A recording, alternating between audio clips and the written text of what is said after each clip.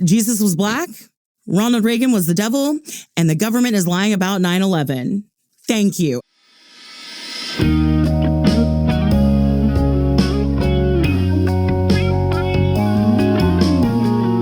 Do you get aroused by stimulating intellectual conversation? Are you turned on by the idea of engaging with thought leaders from across the United States? Do you go gaga over exploring important ideas from influential books, research, and essays? Then welcome to Curiosity Porn, the place you can satisfy all those intellectual urges guilt-free. Your hosts are Dr. Guy Crane, Professor of Philosophy at Rose State College, and Professor James Davenport, Professor of Political Science at Rose State College. However, the views expressed here are solely the views of the hosts and their guests and do not reflect the views of Rose State College, its administration, faculty, or students. And now, here are James and Guy.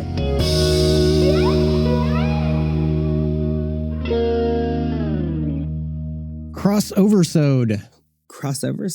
That's the word Is it an actual word or one that you just, is this common nomenclature or is this a Craneism? I don't know. I don't know if I've ever heard it before or not. Crossover, yes. No, that's the only term I've ever heard for it, right? Okay, I mean, right. I like the addition. It's a good, I like it. It's a portmanteau, right? Maybe we'll see it on Jeopardy soon. That would be great. Right? So I think perhaps we should introduce ourselves because this is a crossover. It's a crossover between your and James Davenport's podcast. Not My Generation. And James and I also have a podcast, Curiosity Porn. You do. Insert splooge sound. You just couldn't help yourself. Santiago, you better keep that in there too. But we wanted to have you as a guest on ours, as well as another special guest. And since we are actually missing your co-host and my co-host today, James Davenport, why don't we go around the table and the peanut butter to the jelly, right? I think that's apt. Hysterical. Yeah. Go ahead.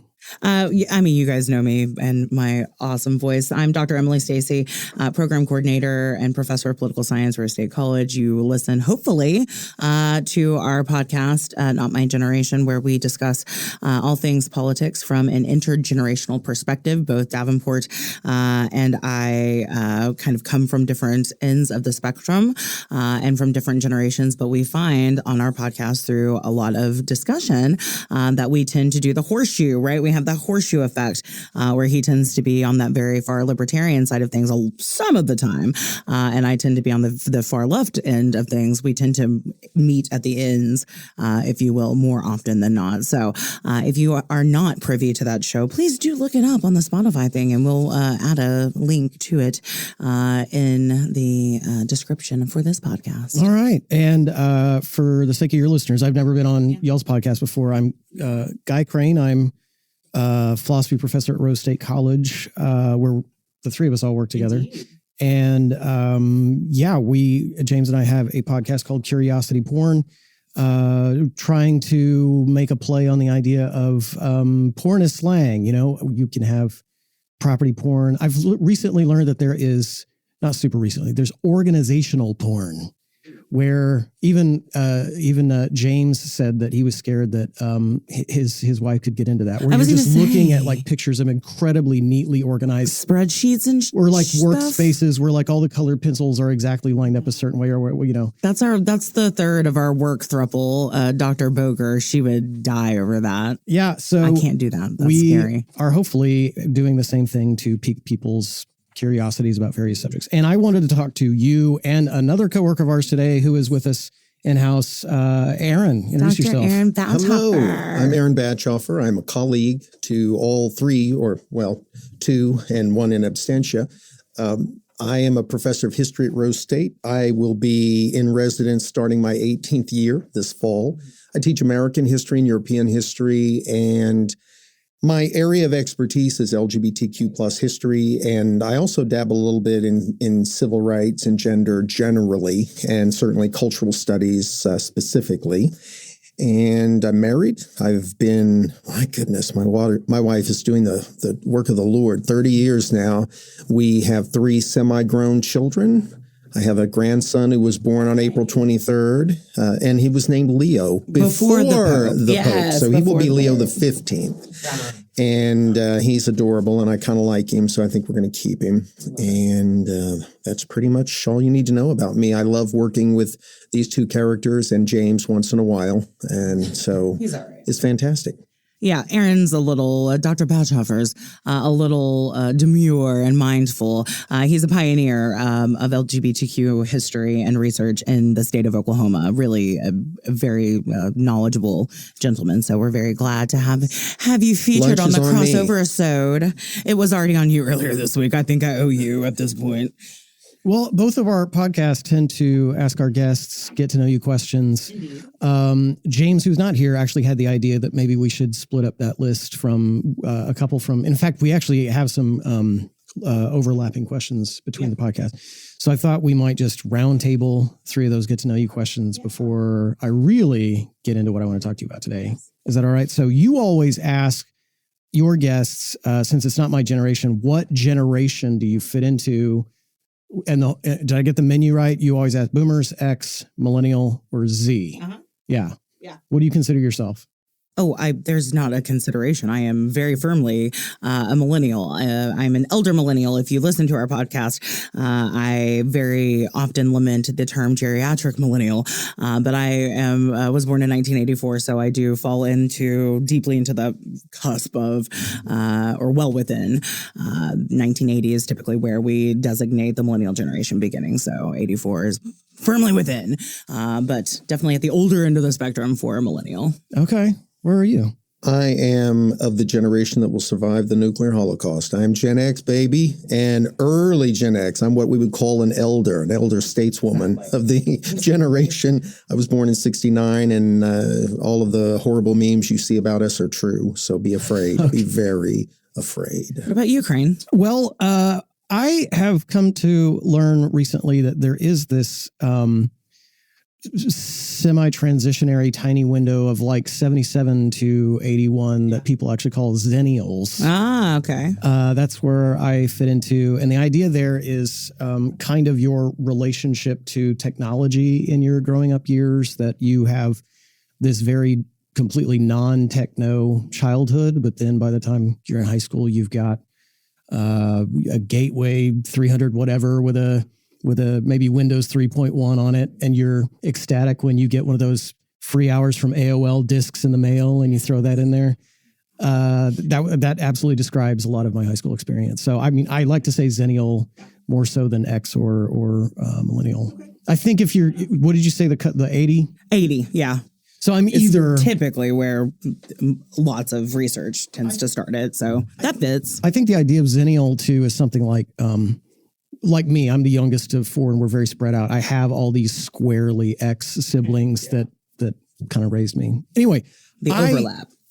I approached you all because you all did this really interesting project that I wanted to talk about on at least our podcast. And we just decided to make it a crossover episode, crossover episode. And, what it was, you both recently made some presentations at a colloquium. The topic of that colloquium was subversive humor. First of all, I'm really curious, what inspired that topic in the first place? Well, the social sciences division and the liberal arts and sciences division, really social sciences wing, whatever we're going to call it. We've always been very collegial and collaborative, I think, particularly in my case, history and political science and psychology and sociology. So we've always gravitated towards ideas and presentations and discussions that where we can really bring to force our discipline-specific research methodologies and ideas and provide a little bit of entertainment. I know that it will be hard for folks to believe, but we are all divas there in our own right. And so when you get us around a table and we start laughing and carrying on, it usually ends up being the conversation ends with we should do something with this. We should write an article. We should publish something. We should have a situation on campus where we can invite students to. And that's usually how it happens. And the topic has become now the event itself has become a biannual thing, and it's just the topic that changes. And so we have a lot of fun selecting what the topic will be at any given time. Yeah. So we've done representation of LGBTQ in pop culture, ethnic and racial representation in pop culture. We did one on disgust. It was disgusting. It was great. And so we look at these various topics that may not necessarily be part of our standard curriculum, if you will, within our set courses that we just sort of want to geek out about for a day and invite folks across campus, staff, faculty, students to come geek out with us. It's literally a Friday. We typically start around 9:30. We feed them breakfast and lunch and sort of sequester folks, but entertain them the entire time. And so we love that interdisciplinary collegiality.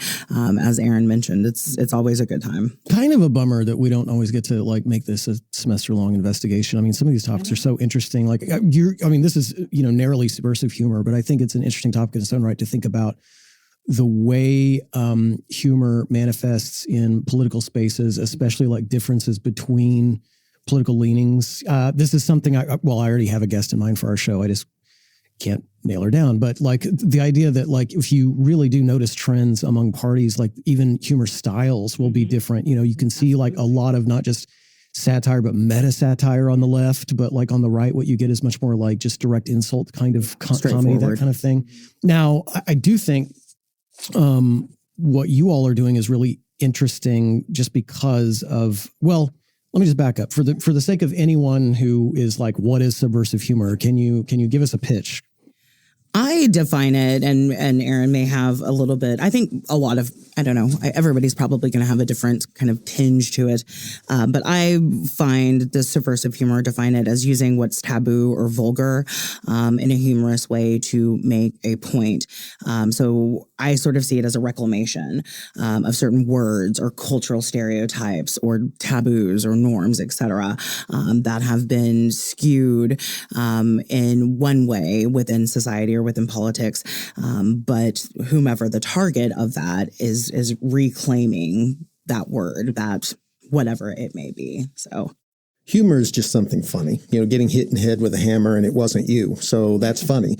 I told you, Gen X, baby. But subversive humor has a point. Yeah. You are looking to either, as Emily suggested, bring something back into the community and relieve it of its horrific power. A good example would be the word queer in the queer community. That, of course, up until the 50s and 60s, that was a word that meant something very negative and offensive.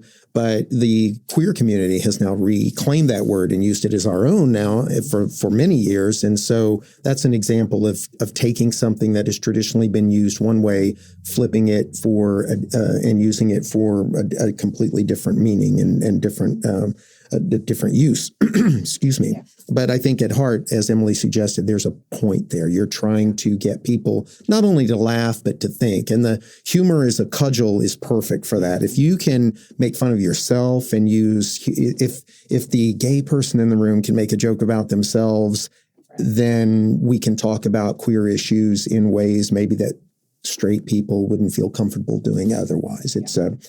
So I've always found subversive humor to be a very, very interesting and profitable tool. I like the idea. Yeah. So I like the idea of like defanging something that was used against you. Is there, I also think of subversive humor in terms of like punching up kind of. Is that right?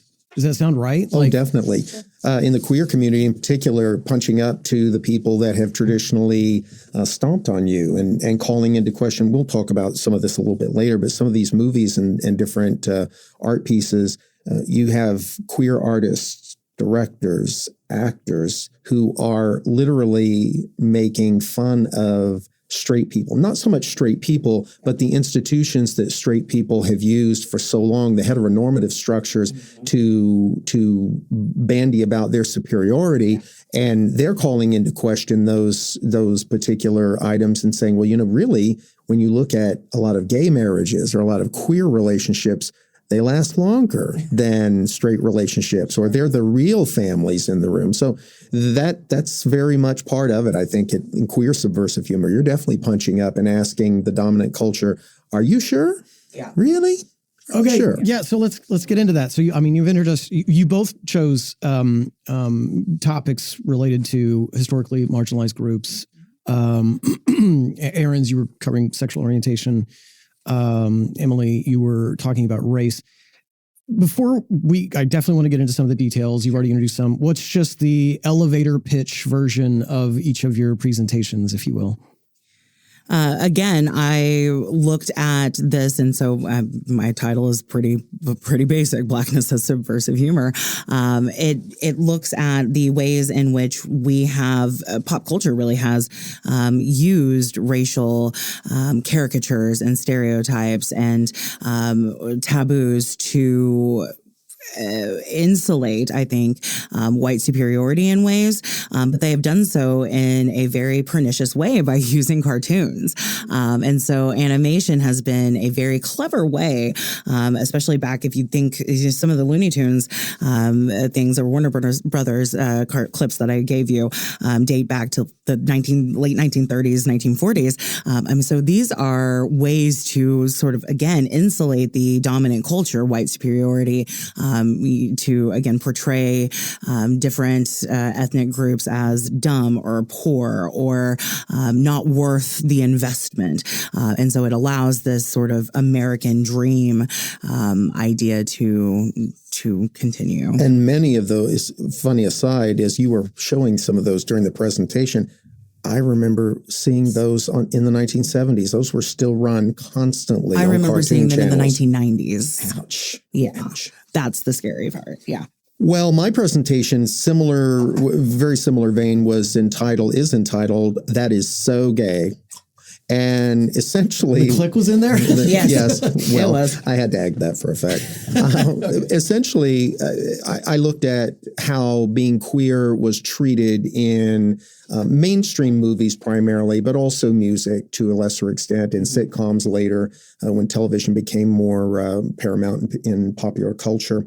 But what I found and what I really harped on is the way that originally some of the tools, the pernicious ways that straight culture tried to marginalize and otherwise beat down or demonize queer culture, those things, those exact same tools were used later by the marginalized folks to call into question their marginalization. And it called into question this notion of heteronormative superiority. And it also led to significant breakthroughs in the queer civil rights movement, because you have, it's like anything else. Once people see it, they talk about it, and suddenly, I like to talk about this in class with my students. There was a survey done, I believe it was Gallup in 1980, and they asked Americans, how many of you know a gay person? And the number was really low. It was like less than 10%. Well, by 1990, that number, when they were asked the same question, the number had increased to like 20, 25%. By 2000, it was 70%. And upward, I think the last similar kind of survey I saw, they asked people, how many of you are related to a queer person? And the number was something like 85%. So it's not that we're producing more queer people now. It's that people are engaging in discussions. Folks feel more comfortable coming out, and straight people are starting to see and partake and understand more. So they're not as, I hate to use the word clueless, but they're not as clueless as they used to be about some of this stuff. So. Nice. Okay. Emily, I want to start with you because you start out with this parade of different African-American stereotypes that developed in early America. I had no idea the cast of characters was that. I mean, I knew a couple of them, but it's a large cast of characters. Yeah. Can you walk us through some of those? Yeah, you have to have different flavors, right, of these various caricatures. You have the one that's nice and palatable to the mainstream culture. You have the one that's extremely ignorant, one that's evil, etc. So yeah, there are 7 stock figures that, and these caricatures all develop through the minstrel show, right? So the idea of Americans performing theater in the early 19th century, they would use blackface, right? right? To portray racial folks, black folks, as buffoons, as silly, happy-go-lucky, ignorant, right? And so over time, these shows developed these pat characters, right? 7 regular characters. So the Tom we see often. So he is kind of very he's palatable in a lot of ways, but also kind of junky, and he's typically the one that you see with the knapsack walking down like Looney Tunes, and he tends to have over exaggerated features like lips, for example. You've seen those in the Warner Brothers.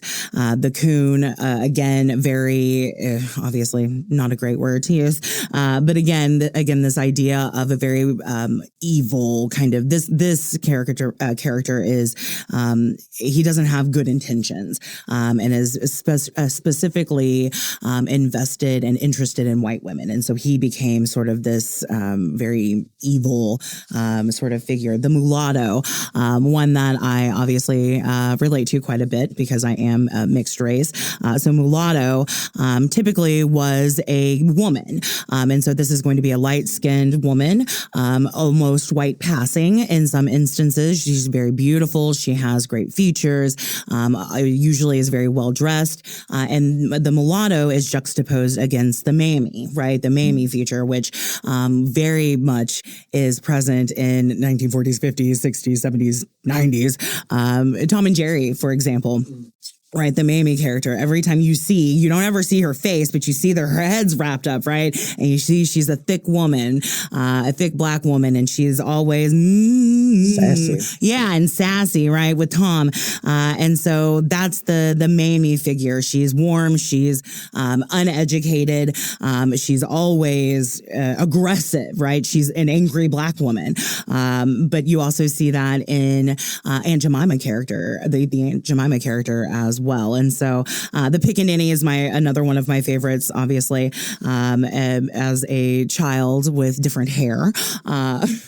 We look at the Pickaninny, and the picture is very, again, exaggerated features, lips, eyes particularly. They kind of have precious moments. If you guys, I'm ancient, but if you remember those kinds of, or kind of anime, I guess would be the most relatable thing, sort of bigger anime drawn eyes, but they always feature very tattered braids, right? The kid's hair is obviously textured versus other characters. So just very interesting ways. And again, all are meant to invoke some sort of superiority within the audience who's watching, because obviously these are not characters that are being played for black audiences, right? These are shows that are meant for white folks to go to and laugh at the ignorance, the or uncultured nature of this population. Can we locate some of these? Because I like this idea of maybe that these tropes like have a certain staying power in an unwitting way. Are there things that, well, I mean, there's going to be some obvious ones. Like where would you fit like Uncle Ben from the Rice, right? Yeah, I think he's a Tom. A Tom, okay. Yeah, I think he's a Tom. When you were talking, I was also thinking, I grew up with this show in the 80s called Give Me a Break. And I'm thinking like it's almost, I never would have thought of this until you just said that there is sort of this Mamie trope that's still going on, even if they're not exaggerating her features in her features in that way. Oh, absolutely. It's still like she's their housekeeper. But playing that role, really interesting. And now I'm thinking about, we'll get into cartoons again in a second, but I'm thinking about, I was not much of a Disney fan growing up at all, but I probably watched more Tom and Jerry than anybody actually should have. And now I realize like how wall-to-wall violence that show is.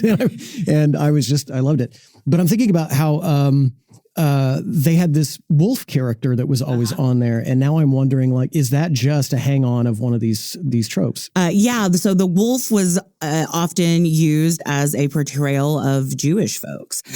So in a lot of the Disney, for example, The Three Little Pigs, they did a Disney short of it. And the big bad wolf has a Star of David.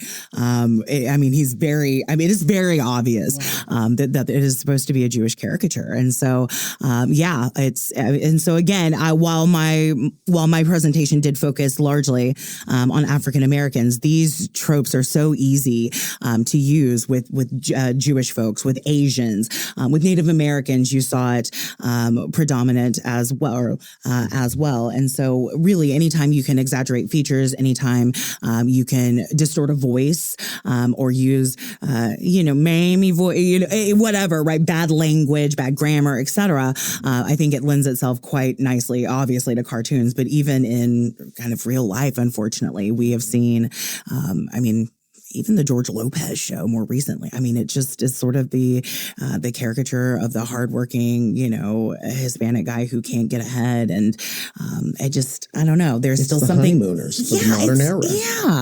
Yeah. There's still something just kind of cringy about it. Yeah.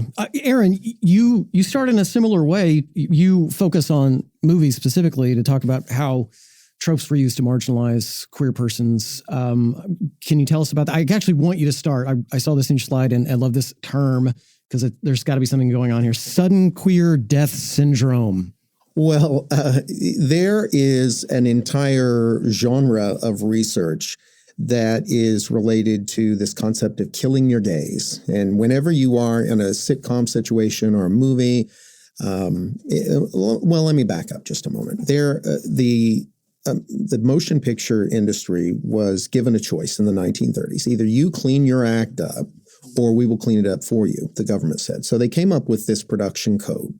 And ostensibly, it wasn't enforced for the first 4, 5, 6 years, which is why you see certain films between, say, 1930 and about 32 to about 36, 37 that kind of sort of play fast and loose with those rules. And I won't go into a big long list of them, but you can probably imagine what they were. But one of the very specific ones, you were not to talk about sexual perversion. Now, this was distinct from sexuality. So sexual perversion was very clearly defined as anything queer.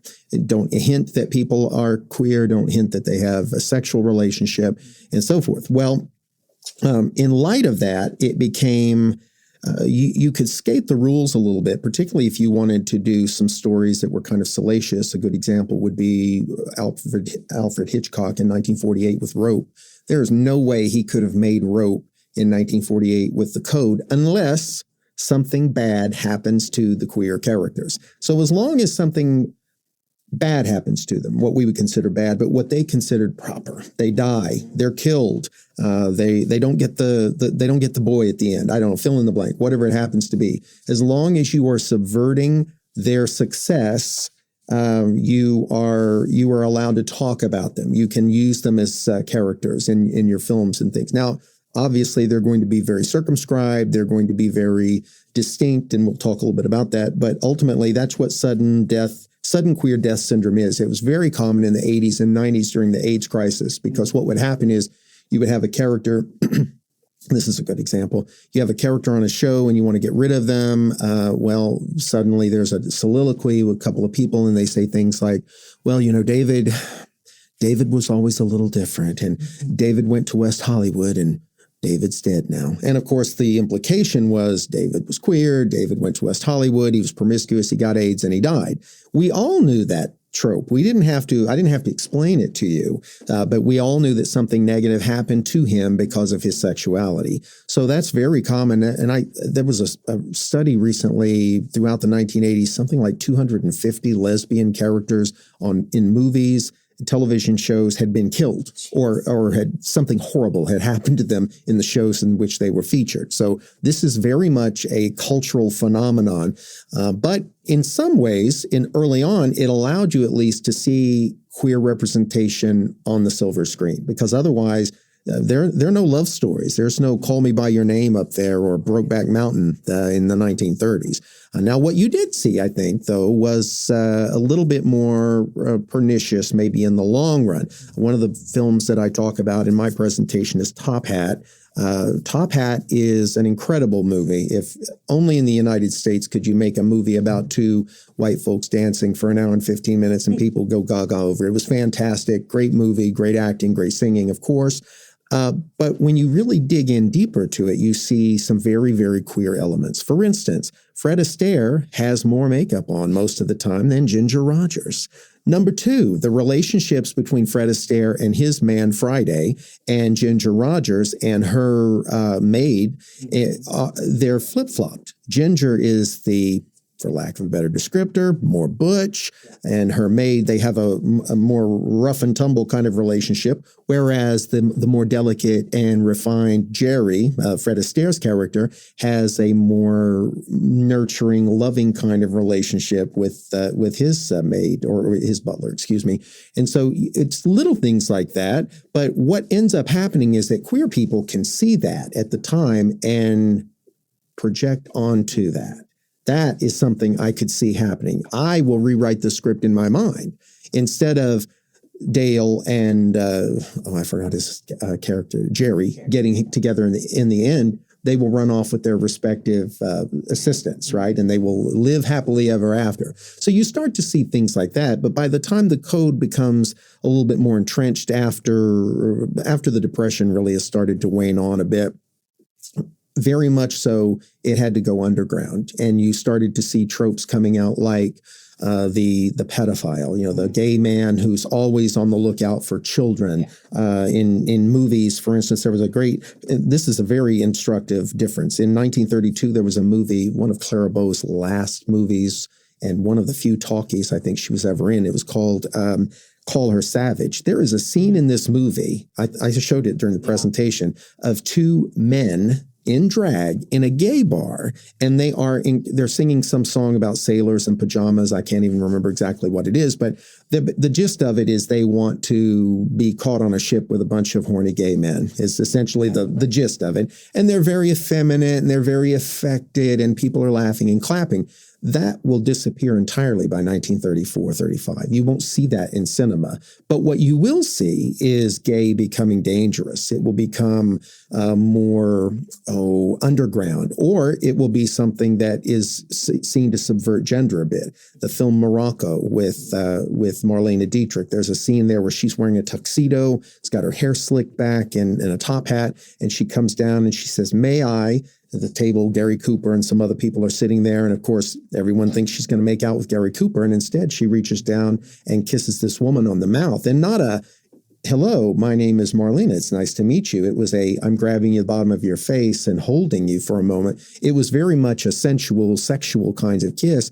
And most of the audience held their breath because I don't know how to feel about that. But later she hooks up with Gary Cooper. So all is well. And we know that she was just funning, right? She wasn't really a lesbian. So anyway, you start to see things like that. If gays aren't dropping dead, they don't get what they want in the end. Rope, Alfred Hitchcock, that's probably one of the best examples. How he made that movie in 1948 is, I don't know how, well, I know how he did it. He said, anyone on set who uses the word queer or homosexual is fired. We're all going to call it it. Of course, the movie is about the Leopold and Loeb case, which was a real life, this was dramatization of a real life situation where you had two young men who were lovers who ended up who killed this young man, this kid, to see if they could get away with it. It was a Ubermensch thing. And anyway, because Jimmy Stewart exposes these two men and they get their just desserts for the crime, at the end, we're able to suspend disbelief. We're able to understand that, yes, they're queer. Yes, they're living in this one-bedroom apartment together, but by God, they got what they deserved in the end. Wow. That's amazing.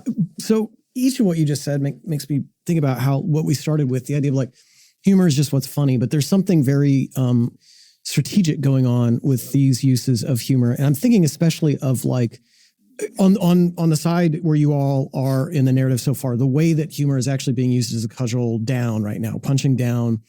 And so I can see where there's something advantageous to me if I know that these tropes are there, and yet I am, for some other reason, on the margins of the dominant classes. Couldn't I signal or work my way into the dominant classes by joining in making fun of one of the stereotypes or laughing at sudden death? And all of a sudden, like now I'm more in. I don't know. Can you speak to that? I mean, I don't know what to say other than yeah. Yeah. I mean, right? Yeah, I think that in terms of if you are already marginalized, there's nothing else to lose by making fun of yourself or making fun of your culture or seeing the things that the dominant culture sees and making light of it. Whether or not it sucks your soul out is a different story. But I can't sit here and say that I've not been opportunistic in my lifetime and in my career and in my trajectory because of who I am as a brown woman. And so there are ways in which understanding your role, right, and understanding who you are within the dominant culture and within whatever political, society, environment, et cetera, you've put yourself in your career, in your neighborhood, community, whatever. I think it becomes, it can absolutely be an advantage to understand what the dominant culture thinks of you and to lean into that. Well, I'm thinking of like dark solidarities that form around these sorts of things, right? So if I am fresh off the boat, say in the early 1800s from Eastern Europe, where there are definitely people in the country who would not see me as a part of their group, is making fun of the mammy or something a signal that like, hey, I am one of you all. Sure, absolutely. You could use the Irish in that same time frame as a good example. I mean, the American press, the nativist American press, painted the Irish immigration of the 1840s in very racialized terms. They were usually portrayed as being slave-like, very African features, or in some cases as apes. It was very, very exaggerated, and it was very obvious what they were doing. And then over time, what these Irish folks did was they learned to play baseball, and they learned to drink, but to drink at home. And they learned to practice their Catholicism, but not talk about Catholicism at work. And slowly many Irish working class people became very anti-abolitionist not because they were necessarily any more racist than any other Caucasian group in the United States. They didn't want to compete with freed African American slaves or slaves into African Americans for jobs. So that in that case, you do see this example of somebody punching up and down almost simultaneously. When you asked that question, the first person I thought of was Cary Grant. I mean, here's a guy who, and Cary Grant's sexuality is something that's been whispered about for a long time. He lived with Randolph Scott for almost 7 years early on in Hollywood. And then suddenly Cary Grant gets married to a woman, and Cary Grant is a superstar in Hollywood. Now, that was not uncommon. Rock Hudson, of course, Rock Hudson was gay. When he was finally outed, he made no bones about that. And yet he had a studio marriage. He and a secretary were married. They never saw each other again, and that was that. But that's an example of someone who, in many ways, is playing the part. Oh, no, I'm not queer. I'm not gay. Of course not. I'm married. I've got this woman over here. What's your name again? Who's my spouse, and I love you so much. Because you had to, if you wanted to continue, if you were going to be portrayed as a sex superstar, a very handsome leading man-ish kind of person, you had to do that. And there are plenty of other examples of James Whale, for instance, one of my favorites. He's actually a horror film director, Frankenstein and the Bride of Frankenstein. But what I find interesting about the Bride of Frankenstein, the sequel in 35, it's a film that is really, in my view, a comedy. And you have these two characters between Victor Frankenstein and Dr. Pretorius, his mentor, and they are clearly into each other, even though Victor Frankenstein has just married this woman, so much so that even on his honeymoon, he leaves the wife to go and mouse around with Dr. Pretorius working on this beast, and I don't know. It's so you do see some of that. You definitely see people who made careers for themselves by in politics, Joseph McCarthy, Roy Cohn, two prime examples. Roy Cohn was definitely gay, probably McCarthy as well, but they made hay by taking care of and otherwise marginalizing queer people in the federal government. Yeah, McCarthy is a particularly tragic case of, also tragic. Emily, you talk a lot about how these things show up in children's entertainment.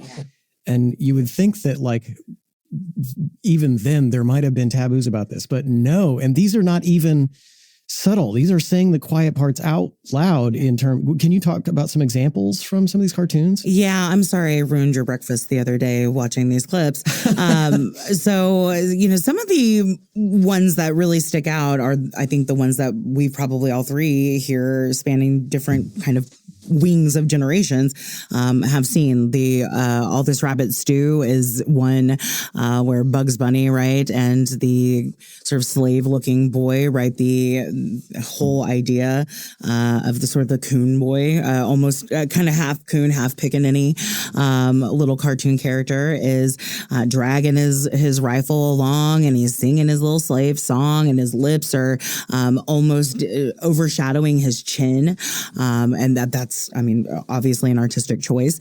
And so he is just portrayed as this very ignorant child. At one point, he sticks his rifle in the hole of a tree, and Bugs Bunny, with all his tricks, pulls it back out the other end, and he ends up shooting himself, the slave child or the black child.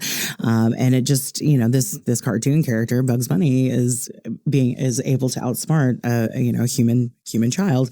It's really ridiculous. I think the one that's probably most plaguing is the Jungle Jingles or Jungle, Jungle Terror or something like that. Jungle Jitters, that's what it was. There we go. And that one is just absolutely straight up. It's God, hard to describe, but it is this tribe in Africa, and this obviously lighter skinned lion type of animal creature, right, is trying to get into this very dark skinned tribe. And it's in the end, at first the tribe is going to eat him and try to kind of roll him up and put him into the pot of stew. The queen of the tribe saves him. They are going to get married, and in the end, the light-skinned salesperson, lion guy, decides he'd rather just die and boils himself alive. But throughout this literally 10-minute cartoon, there are so many different scenes of Black folks, and I mean it's tribal. They're not wearing anything. They have the garb on their heads, the straw hats, the spoons or the plates in their lips. I mean it's very visceral in terms of just the racial cringe to it. At one point, the black men, the tribal men, are on a carousel, and they're the actual horses of the carousel, right? So they're going up and down as you hear this, chorus music going.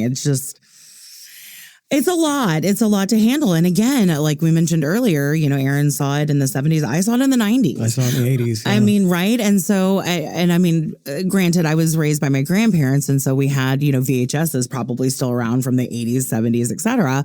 So I may not have seen it on, television, syndicated television. But the fact that the three of us sitting here have seen it means that this sort of racism was institutionalized. And I mean, these are just two examples. There are dozens of examples, like we mentioned, the Three Little Pigs in Disney and the Jewish caricature, tons of Native American caricatures and Peter Pan and other major works where, of course, we're doing the and the feathers and just it's right. And so what was going on? Okay, so there was a scene that I'm like, what's going on here? It is in the first one you mentioned. Where the child is hunting. Oh, yeah. All this rabbits. Yeah. Rabbits too. There was a scene where the trickery on the part of Bugs was to get the kid to gamble, and they went and hid behind a bush. I didn't catch why number one was that a feature, and why was it like hidden also? Like they're clearly gambling, but they're like hiding on screen from doing it, Yeah, I'm not sure really about that, other than the gambling trope. Obviously, blacks are going to gamble away what little money they have at the time, etc. That was just sort of standard, but I'm not really sure about why they're hiding behind the bush. Do you have any insight on that? That may have been a code situation. This notion that gambling, promiscuity, nudity, certain kinds of sensuality were never to be depicted on screen. I'm not sure exactly when that was 1941, made. so it would have been, yeah. That may have been why. It's hinted at, but you don't see it. Okay. Right. That makes sense. Well, so not cartoons, but in your presentation, Aaron, I mean, you definitely cover films that we think of as for general audiences now that we would definitely show to children. Yeah. You already talked about Top Hat, which I love. I'm a deep fan of the Great American Songbook, period. All that jazz stuff is right up my alley. Cheek to Cheek comes out in that movie. That's just a classic, a great tune that so many people cover. But you also mention Wizard of Oz. What's going on there? Oh, goodness. When it comes to this sort of thing, historically, there were two kinds of queer movies. There was the movie that was overtly queer. It had queer characters. It was made by queer producers, directors, etc. Of course, that's a little bit later. And then there were movies that could be queered by the audience. Gay and lesbian, bisexual, trans people could see those and redesign them, not only in their mind, but also see things that were sort of snuck in there to try and tweak them just a little bit. And The Wizard of Oz is probably the most obvious example of that. I mean, for instance, what is the traditional euphemism or slang for people, how they used to find out whether or not somebody was queer? They would say, "Are you a friend of Dorothy?"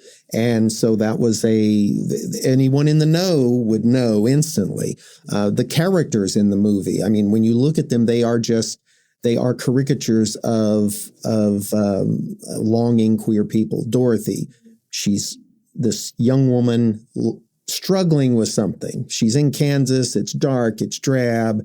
No one seems to understand her. Even that crazy woman next door with the Myra Gulch or whatever her name is. There seems to be some sort of bizarre tension between them, grooming. I don't know, whatever. You look at the Cowardly Lion throughout the movie. He's this big butch guy, but he is this incredible little sissy, right? He just can't stand to do the things that you would expect a lion to do, but he loves to be pampered and he loves to get his nails did. And then you look at the Scarecrow, for instance. The Scarecrow is one of those the characters that I'm fascinated with in this film because he is projected as to be somebody who doesn't have a brain. Maybe it's in a deeper way, he can't make up his mind. There's one scene in particular when they all come up to the road and the road splits off. And Dorothy says something like, "Well, which way do we go?" And the Scarecrow says, "Some people go one way. Some people go the other way. Some people go both ways." And so again, as you're sitting there with your 3, 5, 10-year-old kid, that's just, and it just goes completely over your head. But if you were a queer person, you knew exactly what that meant. And that was life to you. That was sustenance to you. I mean, I could go on. The Wicked Witch, the flying monkeys, her lack of power over her life. Anyway, the themes of this film have been used and are very convenient for queer artists and for queer people who watched movies, queer purveyors at this point.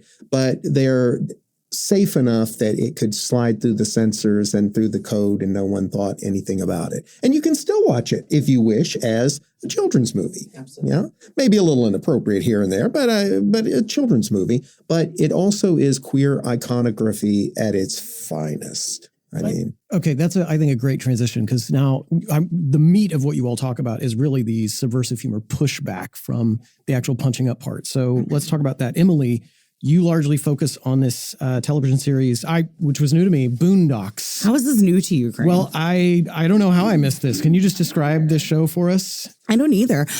This was very kind of early 21st century, just Black culture, everything. So The Boondocks is a show made by Aaron Bachhoffer, who is a Black man who just blended so many different styles and political and social and cultural commentary into this incredible product known as the Boondocks. And what is so amazing, I think, about the Boondocks is that it has so many different, you mentioned earlier, layers or levels of comedy, right? That it's got the straightforward jokes. It drops the N-word quite a bit. And that's another reclamation point we'll get to. But it also has these very multifaceted multifaceted, very deep level jokes that if you're just the average person, it's probably going to fly right over your head. One of the instances in the one of the clips that I gave you, the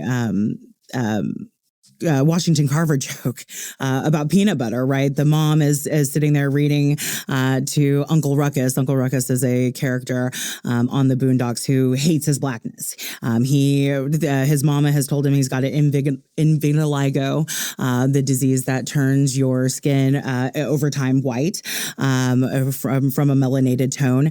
And so he's grown up believing and convincing himself that instead of a very black man, he is actually white inside. And so he is the show's walking caricature of subversive humor.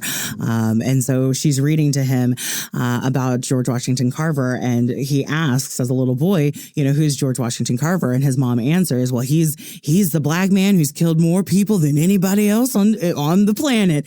And so it's a joke like that, right? That has so many different levels because nobody, again, expects for somebody to say, you're right, he's a murderer, except for whenever you look at it and think about peanut allergies in the modern day, right? My kid's school won't even allow peanut, right? Peanut butter, peanut,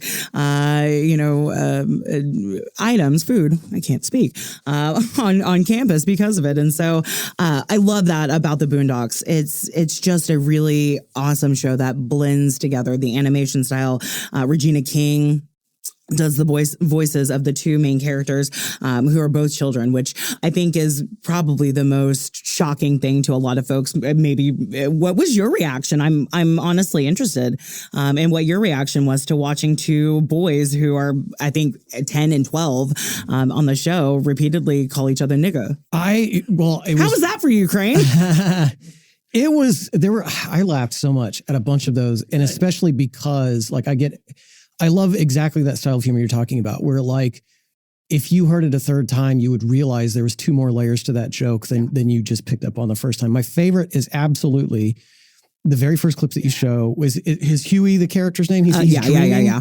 Yes, he's dreaming. He's at a wedding. Why don't you set that up? Yeah, so they are at, so he's dreaming, but you don't realize this, right, until the end of the clip. And so you come into the scene and it's a bunch of white folks at a very elegant wedding type of situation outside. And Huey gets up like he's going to make a speech, right? And he taps on the mic, right, to make sure everybody's listening.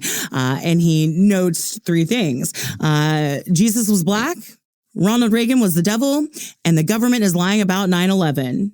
Thank you. And just drops the mic and walks off. And what happens afterwards? Absolute pandemonium. Yeah, chaos, right? The white people cannot take what's going on. Like one of them self-immolates, they're killing each other, etc. Right? Just running around. Somebody's just randomly on fire. Right? And so Huey wakes up to his granddad smacking him. And granddad is, just incredible. And so he wakes him up and says, oh, you're having that dream about the white people again, getting the white people to riot again. Well, I was telling the truth, Granddad. He says something like that. He said, well, I told you about telling white people the truth. Don't ever think about telling them the truth. I'm going to find me a white man and lie to him right now. And it's just like, oh my God, like what is, and I mean, that is the opening of the show. Like that is first episode, first 30 seconds. And you're like, oh, okay, this is what this is. And it just is so incredibly moving. Like you're speechless, regardless of who you are. It's like, oh man, what do I say to that? How do I react to that? Because I don't really know how to negate those things, but also I can't really buy into those things. And how do we move on from here? So yeah, the worldview, the way that they set that, the entire series up with that one moment, that 1 30-second moment is pretty brilliant. So the counterpart experience I had in your presentation, Aaron, well, and forgive me because you do very good at covering all the different decades, but I want to fast forward way ahead because these were my two favorite examples that really made me laugh. The movie The Birdcage and the movie But I'm a Cheerleader. Now I haven't even heard of that second one. I had heard of The Birdcage. Really? Crane, I want we need to sit you down and have a weekend, sir. I'm actually bad about watching movies. I get very antsy and I want my comedy in 20-minute little bites. But the reason I like these so much is there's something about the fish doesn't know what water is about him until you like see these people who are queer performing heteronormative kinds of things. Will you set up these movies? They're so good. Well, The Birdcage, of course, is a remake or an American adaptation of La Cage aux Folles, which was a French film. And the story is essentially two gay men. They own this club. The American version is set in Miami Beach, and the French version, I think, was in somewhere in the Riviera, French Riviera, whatever. But their son, one of them's biological son, but their son is getting married, and her family, the young lady's family, is very conservative, and and that's the story. How are we going to get married and yet not let the ultra conservative folks understand that mom and dad are actually dad and dad, and they're both one of them at least is incredibly effeminate.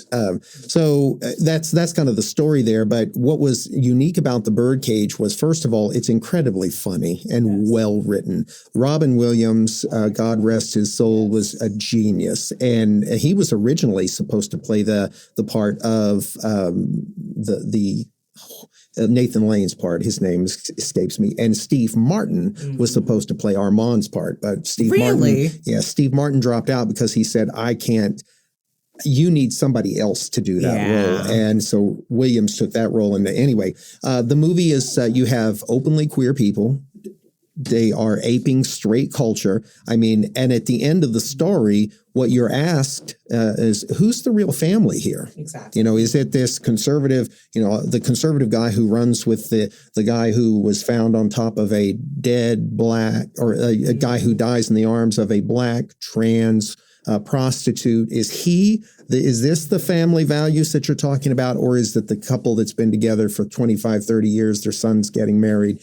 So it's very much that. Yeah. Now, But I'm a Cheerleader is about, oh my gosh, it's a fantastic movie because it is taking arguably one of the worst and most pernicious forms of gay bashing, in my opinion, which is the reconversion. The notion that you can change somebody's sexuality. It centers around like a conversion camp. A conversion camp. We are going to take the lesbian or the gay out of you. All you have to do is send your little one to us.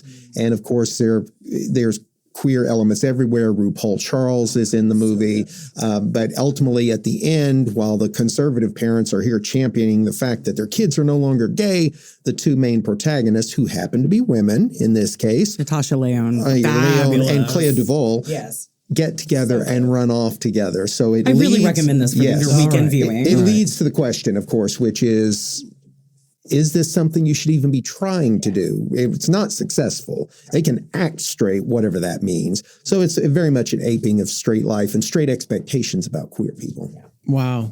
Okay. We're getting a notification that we're short on time. So I definitely want to do one thing last. Now, James and I, we decided to do something different since this is a crossover, so it's not squarely a curiosity porn interview. So what we decided to do is, instead of asking you our secret question, we actually just gave you clips from each of our favorite comedies. So it's anybody who's fans of our show know I am just deeply a 30 Rock fan, and James is squarely in the Seinfeld camp. Yes. This is our perennial debate. Which of these shows is funnier? Is there an either or? Okay. So I guess different. For you two there is? I think they're very different in their styles completely. But what we wanted was to try to supply you maybe candidate clips for, is there some subversive humor going on here, and to see what you thought about them. So I sent you all let me start with James. James sent the clip of the AIDS ribbon scene from Seinfeld, where Kramer is going to participate in an AIDS walk, but he refuses to wear the ribbon and proceeds to be just bullied beyond belief by people who just think he absolutely must, as some sort of like social rule, wear this ribbon while he's walking for AIDS. And so and it ends very poorly for him. He ends up basically being beaten up by a gang in an alley because he won't put on the ribbon. And so I sent you a clip from 30 Rock where Liz Lemon, Tina Fey's character, is convinced, she needs a new pair of jeans, but she's convinced now that she's helping the whole world because she bought jeans from this very posh store, Brooklyn Without Limits. And layers of which she comes to find out is all very wrapped up in right-wing capitalist sorts of things. The exact thing that she thinks she's fighting against, she finds out her jeans are not handmade in the USA, but they're made by these tiny little children on this fictional place called USA. And there is no such thing as this person who owns Brooklyn Without Limits. It's all owned by Halliburton. To start with Seinfeld, what did you all think of the AIDS ribbon clip? Well, I thought that was a decent example of sort of the discursive kinds of discussions related to how committed are you if you are not willing to drink all of the Kool-Aid? Are you willing to wear the ribbon? And is being present? This was a huge debate within the queer community because a lot of queer people during the AIDS crisis felt like other people had let them down. And as a result, they refused to, if you weren't all in, if you weren't a member of the family, they looked at you with a great deal of distrust. So that resonated with me a lot. I thought it was funny, but I wouldn't say, I don't consider Seinfeld to be subversive humor. I consider it to be funny. Yeah. But that particular episode had subversive elements to it. Okay. I can see that. What do you think of the Seinfeld? Yeah, I agree. And it does make sense, although I do know how it originated, that it would be a very James Davenport clip because it did. I agree. I don't think it's subversive. Prescient maybe is what I put. It's very woke mob mentality, right? It very much is. That's what it led me to, right? The woke left mob. And if you're not 100% allied, if you're not, wearing the hoodie, if you're not wearing the armband, if you're not wearing the ribbon or, dyed in the wool, then you're not really that political purism that I bitch about a lot on Not My Generation. I felt that from that clip. I don't know that it was subversive. I don't know that you could call anything that is played, no offense, on NBC primetime subversive in the way that I think of subversion. All right, well, what's your 30 Rock take then? 30 Rock was better. I think that it is, again, I don't know that it's subversive. I think it is politically, it's pushing a political point that not a lot of people want to see, especially younger folks. So in that way, I think it is subversive-ish. What do you think? Well, first of all, I love me some Tina Fey. So absolutely fantastic. But it resonated a lot with me for that exact reason. This notion of, well, I don't shop here because they do this, this, and this. Yeah. Right. But you also shop over here and they do that, that, and that. Right. And so where is the moral high ground? Where is that line of demarcation? Right. So that resonated a lot with me. I found, of the two clips, I actually found your clip to be a little bit more subversive in the traditional sense, in that it's calling into question someone's cherished beliefs, and it's doing it in a way that is very funny and making them confront the fact that their mom jeans are not exactly what they thought they were. I wondered if it wasn't like making fun of a certain kind of privilege that gets performed. Definitely. Yeah, definitely. Yeah, I agree. But yeah, I think, I don't know. I wondered what you thought of the AIDS walk. Honestly, I wanted to know when that came out, what year. Yeah, I would be interested. That is a Davenport question. Okay, we'll have to pull that out because it was very like, ooh. It was a little, at times I found myself going, me too. And then I thought, oh God, what is Aaron going to say? Right. Like, but even in his absence, I will claim that as a victory for 30 Rock today. Yeah, no, you win. You super win. I don't get a lot of those on our show. So yeah, I'm going to count this one. Yeah, you count it, sir. You win. I really appreciate y'all agreeing to do this. This was fun. This was fascinating. I can't wait for both our sets of listeners to hear this. Yeah. And would love to do it again with maybe future colloquia if you got some good topics to work out. Let's do it, man. All right. Signing off from Not My Generation and Curiosity Porn. See everybody next time. Bye. Bye.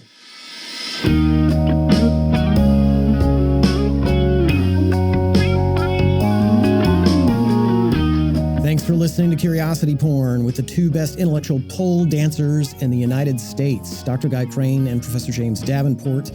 If you'd like to share a comment about today's episode, suggest a guest or topic, or just leave a compliment or complaint, you can reach us at curprn@gmail.com. We hope to hear from you.